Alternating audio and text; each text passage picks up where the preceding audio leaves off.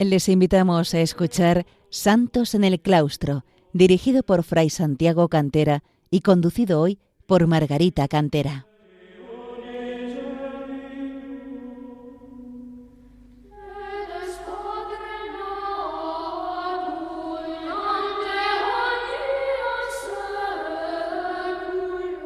Queridos oyentes de Radio María, bienvenidos al programa Santos en el Claustro, en el que entre mi hermano Santiago y yo queremos acercar al hombre de nuestro tiempo el ejemplo de santidad de tantos hombres y mujeres que a lo largo de los siglos han alcanzado la santidad en la vida retirada de los monasterios. En este programa volvemos a hablar de la venerable Lucía de Jesús y del Inmaculado Corazón, Lucía de Fátima, la vidente en 1917 las apariciones del ángel y de la Virgen María, y que en los programas anteriores vimos su etapa infantil y juvenil, en el segundo su ingreso en la congregación de las Hermanas Doroteas, y dejábamos el programa justo cuando iba a entrar en la Orden del Carmen, que es ahora lo que vamos a ver. La hermana Lucía ingresó en el monasterio Santa Teresa de Coimbra, que había sido clausurado en 1910 con la implantación de la República en Portugal y convertido en cuartel.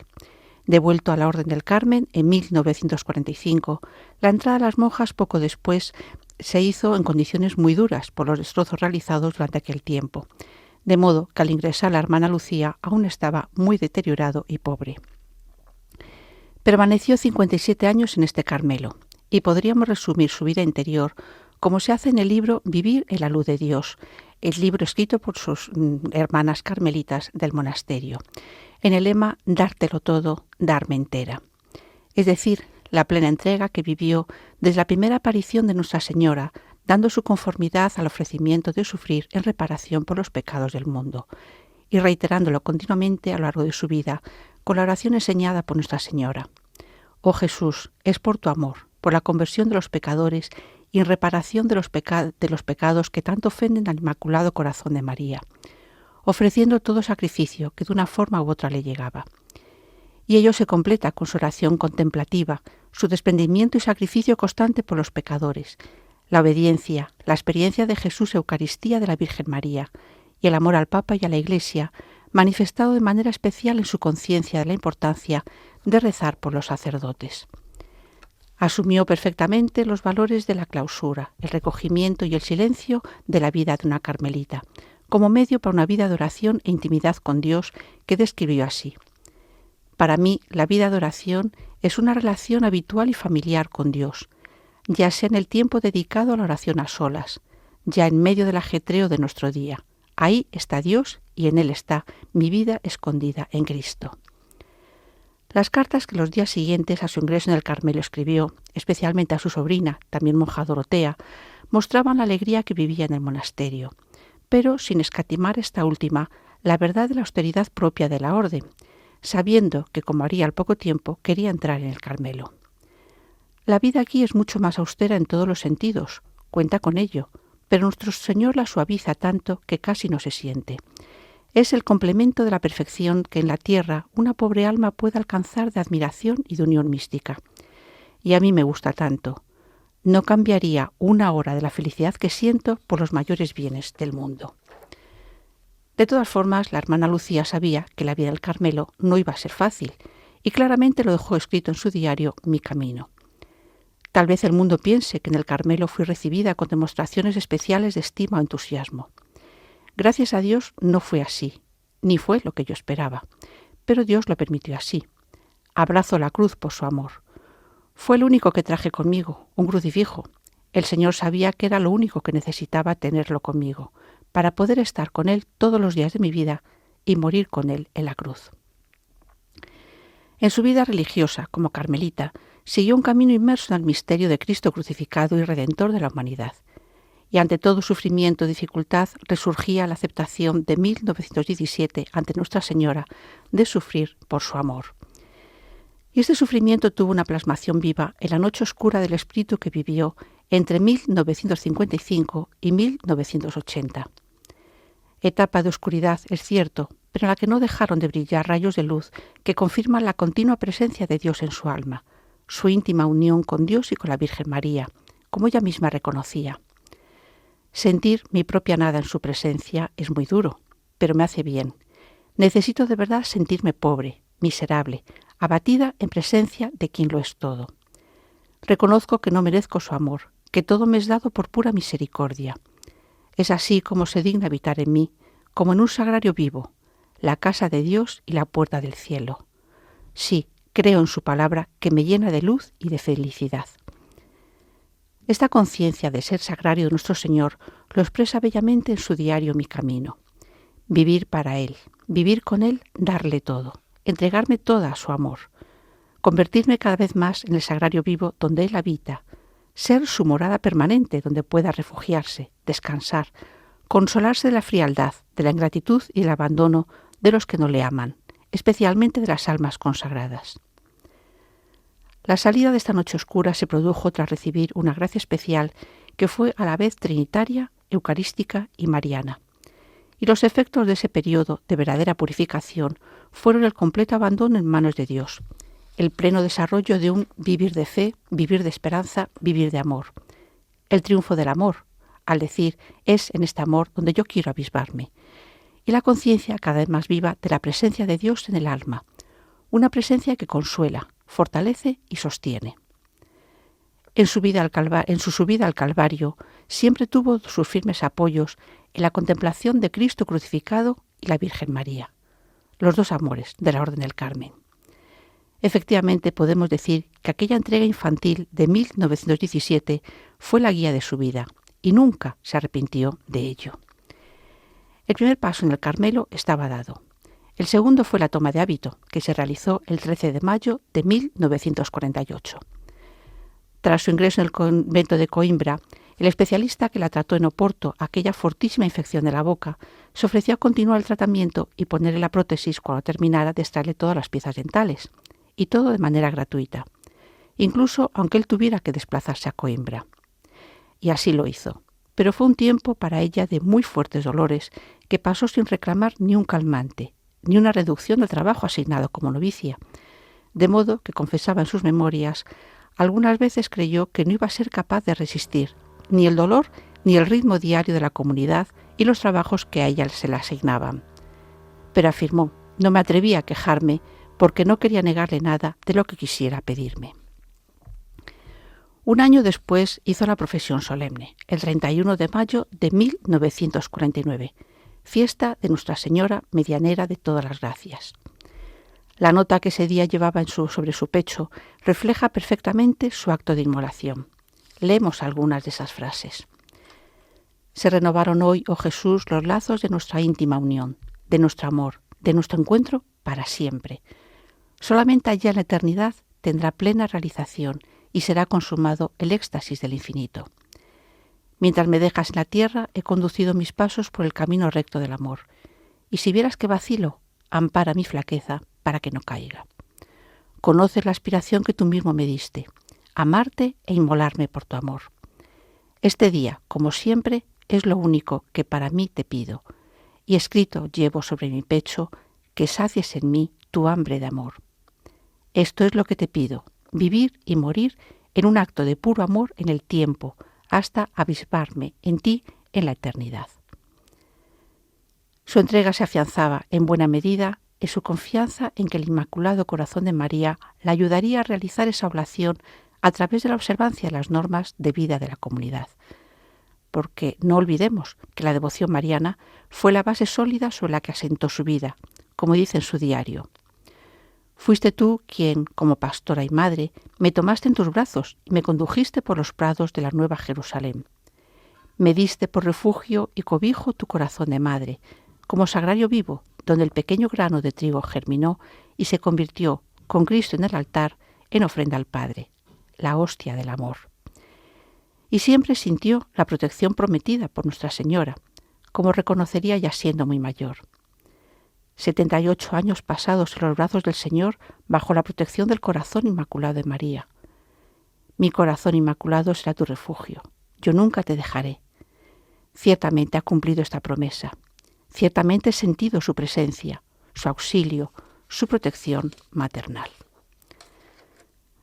La devoción mariana estaba, como es lógico, íntimamente unida a su piedad eucarística, reflejo de la íntima unión de María y Jesús sacramentado que tan bellamente describía. No lo sé, pero para mí el Ave María es una oración eucarística. Ella fue el primer sagrario donde habitó el Verbo encarnado, el primer templo vivo habitado por la Santísima Trinidad.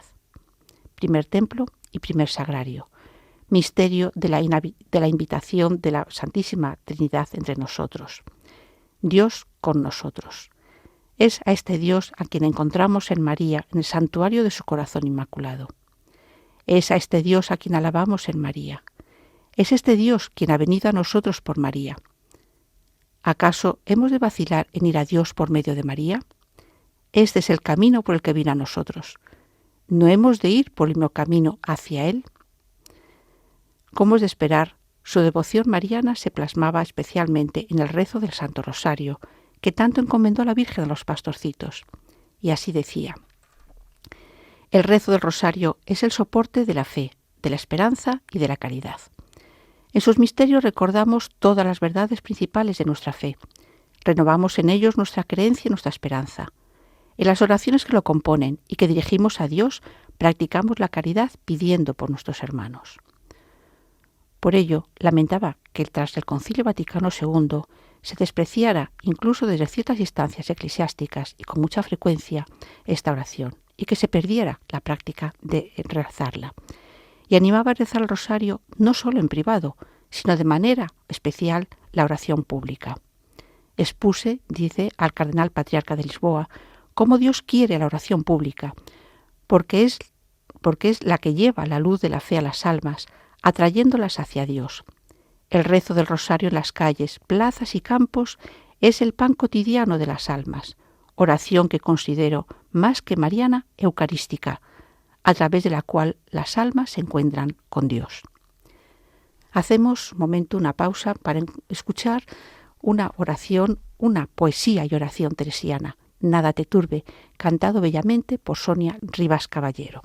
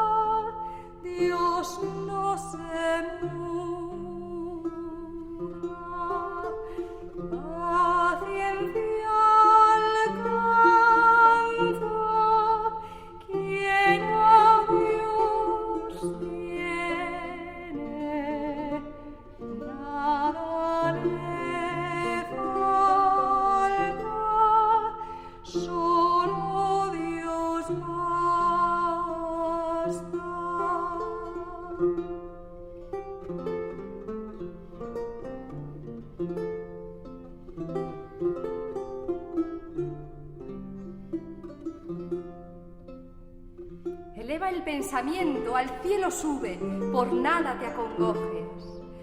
Nada te turbe. A Jesucristo sigue con pecho grande, y venga lo que venga, nada te espante. Retomamos la narración de la vida de la venerable Lucía de Fátima como monja carmelita. Y sus hermanas carmelitas de Coimbra describen así el día a día de Sor Lucía en el monasterio. Muy trabajadora, no perdía un segundo en la celda o la oficina, que queda próxima de esta en el mismo corredor. Trabajaba rezando y rezaba trabajando. Muy ordenada, el tiempo le daba para todo sin andar corriendo. Al primer toque de campana, dejaba lo que tenía entre manos y con su paso ligero, mientras pudo, y después ya con dificultad, iba al encuentro del Señor, donde la obediencia la llamaba, porque las obras del religioso no son suyas sino de la obediencia. Todo es de Dios. Vivía en comunidad con sencillez, sin hacerse notar. Seguía con mucha naturalidad el lema, por fuera como todas, por dentro como ninguna. En su poca elevada estatura y en aquel semblante jovial, en su sonrisa abierta y con mucha facilidad para salidas graciosas, que por fidelidad guardaba para la hora del recreo, se escondía un volcán irreprimible, un fuego deseoso de abrazar al mundo, a toda la humanidad que ella abrazaba como a un hijo. Uno de los trabajos que le fueron encomendados fue el de dirigir las obras de restauración del convento y de la iglesia, sabiendo buscar entre sus amistades los medios materiales necesarios, pero sobre todo solicitando la ayuda de nuestra madre, que siempre obtuvo por muy diversos medios. Otros trabajos que desempeñó fueron los de ropera, administradora o ecónoma, el cuidado de la huerta y la sacristanía.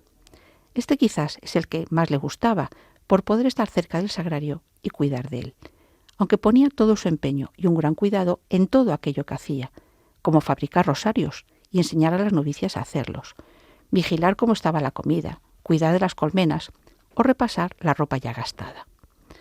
Nunca ejerció de tornera para preservarla de visitas curiosas. También, señala ella misma, nunca me fueron confiados cargos que según el mundo se consideran honorables. Dios ha querido conducirme por caminos humildes, semejantes a los que él recorrió. Sabemos que en el desempeño de sus trabajos estaba siempre unida a Dios, aunque, como afirman las carmelitas de Coimbra en su biografía, quien la veía en el día a día tan sencilla, natural y laboriosa, no imaginaba la intensa vida interior que las paredes de aquel cuerpo frágil soportaban. Tampoco dudan sus hermanas de que fueron frecuentes las visitas de Nuestra Señora los 57 años que vivió el recogimiento, intimidad y oración de vida como carmelita, aunque son raras las ocasiones que dejó registradas estas visitas celestiales.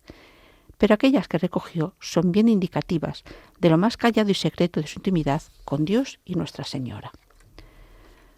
Tuvo siempre una especial preocupación en preservar la unión de la comunidad y evitar los roces de la vida diaria que nacen, como una familia, de las diferencias de carácter y de los celos y recelos propios de toda vida en común. Y así escribió: para mantener la unión de la vida comunitaria es preciso saber dejar pasar, comprender las deficiencias para disculpar, saber apreciar los valores para tenerlos en cuenta. Nuestra vida de unión comunitaria debe ser un testimonio de fe, de esperanza y de amor, como Cristo lo pidió al Padre, que todos ellos sean uno como tú y yo somos uno. Y anotó algunas de las dificultades vividas por los defectos de las personas, que no dejan de existir en los monasterios, e incluso las actuaciones poco leales de algunas de sus hermanas. Estas dificultades, estas enemistades no buscadas, y quizás fruto de una cierta envidia, las recibió la hermana Lucía como una gracia venida de la mano de Dios, sin enemistad hacia aquellas que la hacían sufrir. Tuvo que sufrir y mortificarse mucho, pero siempre mirando la entrega y renuncia de su temprano ofrecimiento a Dios, como escribe: vamos contentos como niños abandonados en los brazos del Padre. Quiera Él llevarnos por sendas llanas, quiera conducirnos por caminos tortuosos, pisando espinos, cardos y abrojos, poniendo nuestros pies en las pisadas de Cristo, yendo delante de nosotros, dejó marcadas en el suelo de la tierra, y subir contigo a la montaña escarpada del monte Calvario, y beber contigo hasta la última gota del cáliz que el Padre te presentó. La obediencia es quizás una de las virtudes que más destacó en su vida religiosa, aceptando la voluntad de Dios representada en quienes legítimamente lo representan. Esto le supuso momentos dolorosos, en buena medida por cómo debía desarrollar su misión de transmitir el mensaje de Fátima. También la falta de salud y el agotamiento físico, que en parte crecían por los sufrimientos morales, eran motivo de pena por no poder mantener el ritmo de vida en la comunidad y de sus trabajos. Así afirmaba: tal vez todos no se den cuenta, pero la falta de salud, aunque la enfermedad no sea grave, y la imposibilidad de acompañar a la comunidad exige un sacrificio y una renuncia mucho mayores que los de la observancia y las mayores austeridades. Se unían, pues, en Sor Lucía, como se dice en su biografía, agentes externos, incomprensiones, la falta de salud y sufrimientos y pruebas de todo tipo que operaron en ella un verdadero despojamiento, una auténtica pobreza espiritual que la hace estar cada vez más entregada y confiada en Dios en un camino de creciente pequeñez y de una esperanza totalmente orientada hacia su Señor. Una de las cruces que en todas las etapas de su vida tuvo que sufrir fue la de las frecuentes visitas, incluso en el Carmelo, de personas que conseguían permiso especial del arzobispo de Coimbra para verla y hablar con ella, a pesar de su deseo de permanecer alejada, y a pesar también de los intentos de la priora por intentar protegerla. Finalmente, viendo lo que esto costaba a la hermana Lucía y la alteración que suponía en la vida de la comunidad, el arzobispo obtuvo del Papa una norma que atribuía la autorización de las visitas exclusivamente a la Santa Sede, lo que restringió notablemente el acceso a dicho permiso. También tuvo que responder a una muy numerosa correspondencia, más de 70.000 cartas, procedente de personas de todo el mundo y de todos los niveles sociales, desde el Papa, pasando por obispos y otros miembros del clero, hasta personas sencillas que pedían oración por algunos enfermos y con mucha frecuencia consejo por personas deseosas de salir de alguna situación de pecado. Y esta correspondencia estuvo atendiéndola siempre hasta el año 2000, cuando se publicó el libro Llamadas del mensaje de Fátima. Dejó de escribir, aparte de por falta de salud, porque consideraba que en este libro se encontraba la respuesta a muchas de las dudas que le presentaban, especialmente a lo que suponía la palabra penitencia, porque ella afirmó en muchas ocasiones que la penitencia que pide Dios es cumplir con las obligaciones propias del estado de vida y los inconvenientes y dificultades propios de la vida diaria. O como dice Mi Camino, el lento martirio de la vida en lo que tiene de más cruel, oscuro, solo por el conocido en el día a día, en el desgaste de la vida, que transcurre en la corrida del tiempo, que trae consigo a cada instante, desgarrándolo, una nueva pena que lo confirma en el pacto del amor, que lo eleva a las regiones de lo sobrenatural. Uno de los momentos más emocionantes de su vida fueron las visitas a Fátima y con este motivo el encuentro con el Papa desplazado al santuario. En 1965 con Pablo VI, aunque no obtuvo de él la conversación privada que ella ansiaba. En 1977 con el cardenal Luciani, futuro Juan Pablo II, aunque en este caso el encuentro tuvo lugar en el Carmelo de Coimbra. En 1996 una entrevista personal con el cardenal Ratzinger, futuro Papa Benedicto XVI, y especialmente con el Papa San Juan Pablo II en 3 ocasiones, 1982, 1991 y 2000, y en las 3 ocasiones pudo gozar de un encuentro privado con el Papa. La última entrevista, la del 2000, se produjo con motivo de la beatificación de sus primos Francisco y Jacinta. Respecto al Papa San Juan Pablo II, recordemos el terrible atentado que sufrió el 13 de mayo de 1981 y del que salió milagrosamente vivo por intervención directa de Nuestra Señora, como él mismo afirmó. No podemos dejar de relacionarlo con la visión de que los pastorcitos habían tenido del obispo vestido de blanco, como ellos llamaban al Papa, abatido en medio de la persecución a la Iglesia. A partir del año 2000, su salud, nunca muy fuerte, dio muestras de un notable empeoramiento, con mucha debilidad y fuertes dolores en las piernas y en la columna, por tener esta totalmente deformada. Una de las primeras consecuencias de ello fue la necesidad de moverse en silla de ruedas, y en muchas ocasiones no poder levantarse para la misa de la comunidad, por lo que tenía que seguirla desde la celda por megafonía. Uno de los detalles de su humor, a pesar del dolor y las limitaciones que sufría, es lo que decía respecto a su bastón. No vale gran cosa, pues si lo dejo de la mano, enseguida cae. Al final soy yo quien lo tengo que sujetar. También recordaban sus hermanas de Coimbra cómo en los últimos tiempos en que prolongaba, por necesidad, el tiempo de descanso, bromeaban con ella diciéndole que era perezosa y que era preciso hacer penitencia, a lo que ella respondía diciendo: ahora háganla las hermanas, que yo ya hice mucha. A medida que el movimiento le resultaba cada vez más difícil y por las numerosas caídas que sufría por la noche al levantarse, dormía acompañada por una monja, aunque para ella era un sufrimiento, pues no le gustaba dar trabajo y molestias. Desde las Navidades de 2004 su estado empeoró en medio de dolores que no exteriorizaba y cada vez estaba más debilitada, ya que no podía comer e incluso empezó a tener dificultad para tragar líquidos. A pesar de los cuidados de sus hermanas y de la médico de la comunidad, que visitándola a diario solo podía constatar que su corazón se iba debilitando, la hermana Lucía transmitía serenidad y paz, abrazada a menudo a la imagen de la Virgen de Fátima que le regaló San Juan Pablo II en 2003. La hermana Lucía falleció el 13 de febrero de 2005 a las 5:30 de la tarde con 97 años de edad. En cuanto la noticia trascendió y el cuerpo fue trasladado al coro bajo de la iglesia, fue incesante la llegada de personas que querían venerar sus restos mortales. Y el gobierno de Portugal decretó un día de luto oficial, reflejo del dolor vivido realmente en la nación vecina.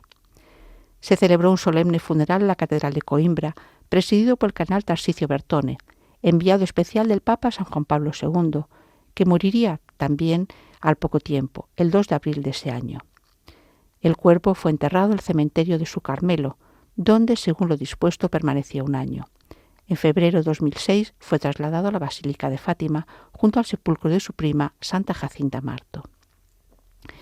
Unas bellas palabras de un poema compuesto por la hermana Lucía son buena muestra de su amor a la Virgen y pueden servirnos de cierre para este programa. Mi corazón en tu mano, oh Madre bondadosa, deja vivir. Salva a tu hijo en el oscuro camino. No me lo devuelvas si yo te lo reclamo. Realmente, Sor Lucía, la venerable Lucía de Fátima, cumplió su deseo escrito en su libro Mi Camino. Quiero que mi vida sea una estela de luz que brille en el camino de mis hermanos, indicándoles la fe, la esperanza y la caridad. Y toda su vida fue un canto de alabanza a Dios y a su Madre. Que nosotros sepamos aprender de ella el amor a Dios, Eucaristía y a nuestra Madre. Les recuerdo que pueden volver a escuchar el programa en el podcast y ponerse en contacto por escrito con nosotros en el correo electrónico santosenelclaustro@radiomaria.es. Que el Señor les bendiga.